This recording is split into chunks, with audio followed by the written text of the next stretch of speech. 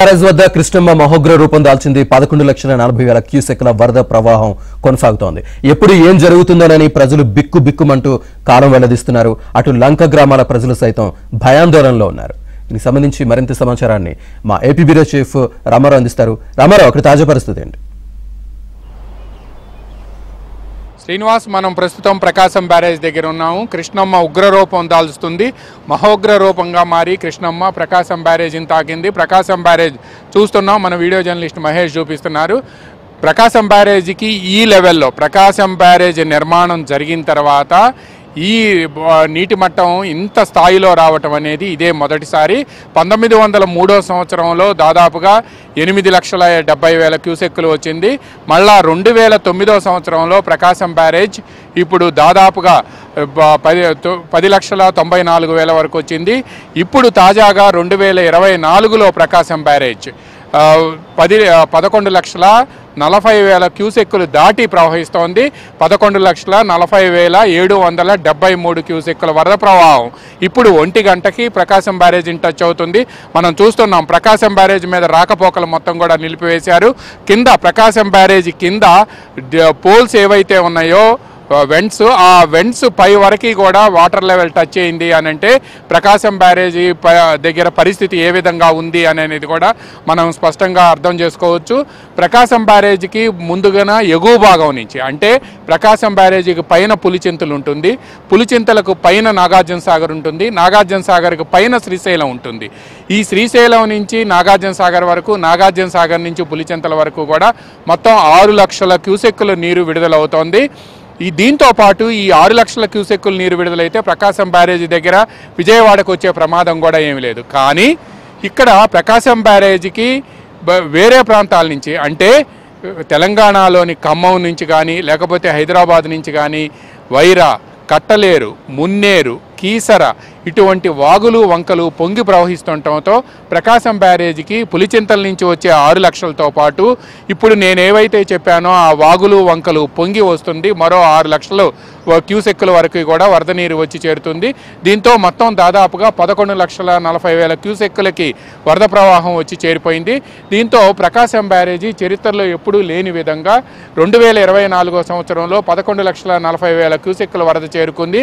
దీంతో పాటు బుడమేరుకి ఏదైతే డైవర్షన్ కెనాల్ ఉందో, వెలగలేరు దాటిన తర్వాత, అంటే బుడమేరు డైవర్షన్ కెనాల్ అని అంటే ఈ బుడమేరు డైవర్షన్ కెనాల్ అనేది విజయవాడలోకి ఆ బుడమేరు డైవర్షన్కి సంబంధించిన వరద రాకుండా ఆ డైవర్షన్ కెనాల్ నుంచి వరదను తీసుకువచ్చి ప్రకాశం బ్యారేజీకి ఎగువ ప్రాంతాన ఇబ్రహీంపట్నం వద్ద పోలవరం రైట్ కెనాల్కు ప్యారల్గా తీసుకొచ్చి అక్కడ కలిపేస్తారు. అందువలన విజయవాడకి వరద ప్రమాదం లేకుండా చేయాలి అని చెప్పి దీన్ని బీడీసీ అంటారు, అంటే బుడమేరు డైవర్షన్ కెనాల్ అంటారు. ఈ బుడమేరు డైవర్షన్ కెనాల్ నుంచి వరద ప్రవాహం అంతా కూడా అక్కడ గండిబడి 2023 డిసెంబర్లో గండిబడింది. ఇప్పటి వరకు కూడా ఆ గండిని పూడ్చిన దాఖలాలు లేవు. వైసీపీ ప్రభుత్వ పాపం అని ఏంటంటే అక్కడ డైవర్షన్ కెనాల్కు పడిన గండిని పూడ్చకపోవడంతో ఇప్పుడు ఆ గండి విజయవాడ నగరానికి పెనుశాపంగా మారింది. దాంతో అక్కడి నుంచి బుడమేరు పైన వెలగలేరు అనే ఒక యాక్విడెక్ట్ ఉంటుంది. ఆ యాక్విడెక్ట్ 15,000 క్యూసెక్కులకి డిజైన్ చేస్తే ఇప్పుడు ఈ క్లౌడ్ బరెస్ట్ వలన 30,000 క్యూసెక్కుల వరకు కూడా వరద ప్రవాహం వస్తుంది. దీనివలన ఈ బుడమేరు డైవర్షన్ కెనాల్ దగ్గర బండ్ రీచ్ అయ్యి ఆ బండ్ ఏదైతే దెబ్బతిందో, గండిపడిందో అక్కడి నుంచి మొత్తం కూడా వరద ప్రవాహం విజయవాడ నగరంలోకి రావటం, విజయవాడలో Singh Nagar, Payakapuram, new Rajarajeswaripeta, Vambay colony, JNURM colony, దాంతోపాటు వైఎస్ఆర్ కాలనీ అంతా మునిగిపోయాయి. ప్రకాశం బ్యారేజీకి కూడా పులిచింతల నుంచి ప్రకాశం బ్యారేజీ వరకు ఉన్న క్యాచ్మెంట్ ఏరియా ఏదైతే ఉందో ఆ క్యాచ్మెంట్ ఏరియా అంటే కృష్ణానది పరివాహక ప్రాంతం నుంచి కూడా వాగులు వంకలు పొంగి ఒక్కసారిగా పులిచింతల పైన కలవటం, అదంతా కూడా కిందకి రావటంతో ఇప్పుడు ప్రకాశం బ్యారేజ్ దగ్గర చరిత్రలో కని విని ఎరుగని విధంగా, అంటే 1903లో ప్రకాశం బ్యారేజీ, ఇప్పుడు 2024లో ప్రకాశం బ్యారేజీకి దాదాపుగా 120 సంవత్సరాల చరిత్రలో ఎప్పుడూ లేని విధంగా ప్రకాశం బ్యారేజీ పొంగి ప్రవహిస్తూ ఉండటం కూడా ఇప్పుడు విజయవాడ నగరానికి ప్రాణగండంగా మారింది. విజయవాడ నగరం మీద ఈ జలఖడ్గం ఈరోజు సాయంత్రం వరకు కూడా ఉంటుంది అని అంచనా వేస్తున్నారు. మన వీడియో జర్నలిస్ట్ చూపిస్తున్నారు. బ్యారేజీకి దిగువన ఇటువైపు విజయవాడ ఉంటే, మేమున్న వైపు విజయవాడ ఉంటే, అవతల వైపు మన వీడియో జర్నలిస్ట్ చూపిస్తుంది సీతానగరం కొండ అంటారు. చిన్నజీయర్ స్వామి ఆశ్రమం ఉంటుంది. అక్కడ ఆ సీతానగరం కొండ వద్దకి కూడా ఫ్లడ్ వెళ్ళి అక్కడికి టచ్ అయిపోయింది. అంటే అక్కడ ఉండే పుష్కర ఘాట్లను కూడా ఫ్లడ్ ముంపుకు గురయ్యి అవతలకు వెళ్ళిపోతుంది.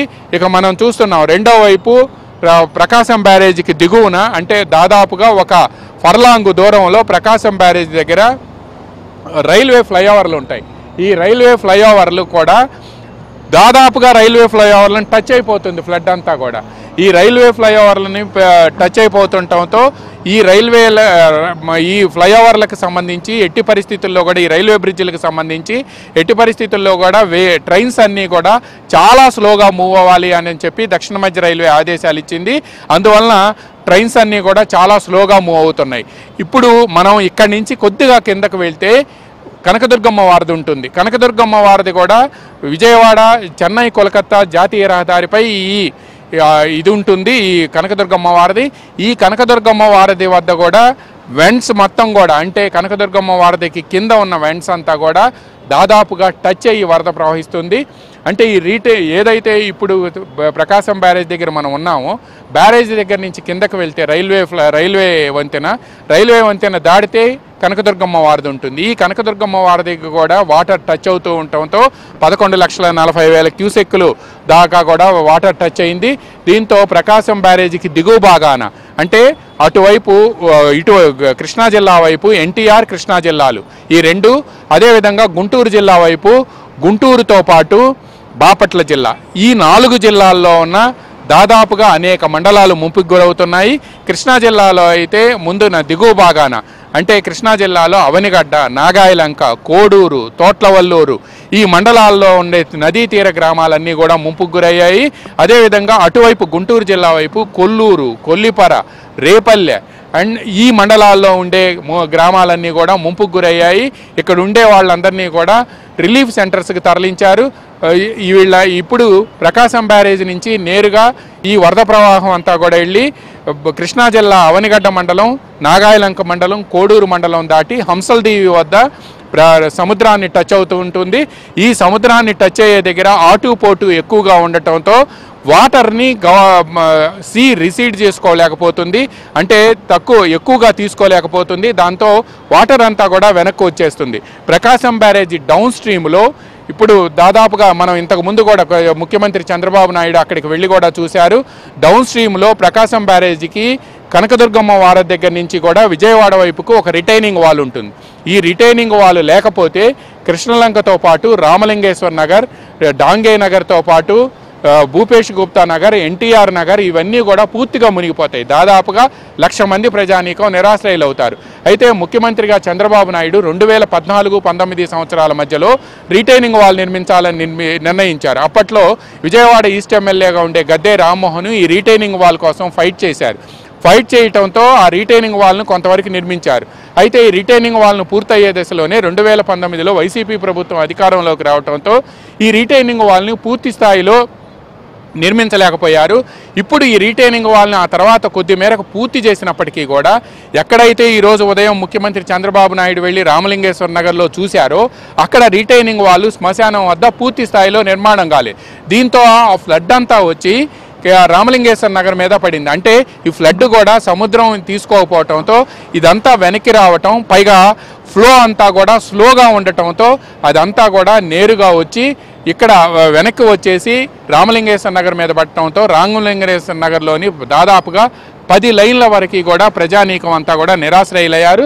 దాదాపుగా 4 నుంచి 5 అడుగుల వరకు కూడా వరద నీటి ప్రవాహం ఇప్పుడు రామలింగేశ్వర నగర్లో చేరుకుంది. ఇదే సమయంలో ప్రకాశం బ్యారేజీకి ఎగువ భాగం, అంటే ఇప్పుడు మనం ప్రకాశం బ్యారేజీ డౌన్ స్ట్రీమ్లో ఉన్నాము. ఎగువ భాగం అంటే ప్రకాశం బ్యారేజీ ఎగువ భాగంలో పైనంతా కూడా ఇబ్రహీంపట్నం కానీ, నందిగామ కానీ, కంచకచర్ల కానీ, చందర్లపాడు ఈ మండలాలన్నింటిలో కూడా, వీరులపాడు ఈ మండలాలన్నీ కూడా నదీ తీరంలో ఉంటాయి.